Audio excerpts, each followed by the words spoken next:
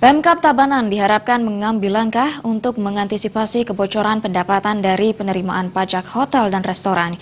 Salah satu cara yang ditempuh adalah pemasangan alat perekam tapping box di sejumlah tempat dengan jumlah wajib pajak potensial yang tinggi.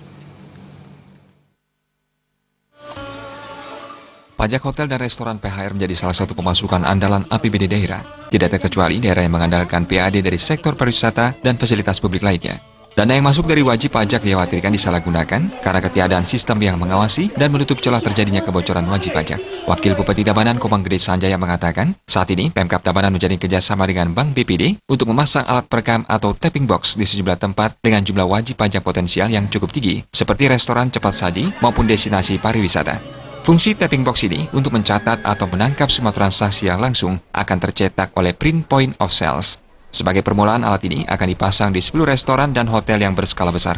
Dengan tapping box ini, penggelapan data dari pihak wajib pajak dapat dihindari. Ini kita terapkan tapping box, tujuannya adalah kita ingin mengetahui berapa dia bayar pajak per harinya, per bulannya. Itu yang pertama. Kedua juga kita menghindari kebocoran, itu yang nomor satu.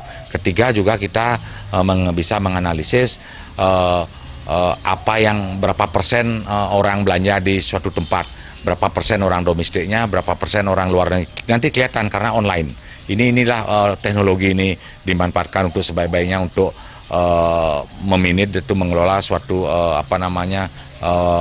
kita di pemerintah daerah sehingga kita tidak kebocoran tentang pajak-pajak baik itu pajak PHR kita khususnya di Kabupaten Tabanan. Dan dengan tapping box adalah untuk mengontrol keuangan di masing-masing hotel, restoran, apapun yang memang kita nanti online-kan. Data yang dikeluarkan Badan Keuangan Daerah Tabanan menyebutkan, pada tahun 2018 PAD Tabanan ditargetkan mencapai 409,183 miliar rupiah. Meningkat dibandingkan sebelumnya yang hanya 379 miliar rupiah. Oleh karena itu, sumber PAD lain perlu dicari, dan salah satunya adalah pajak hotel dan restoran. Terima Aja dan Ratna.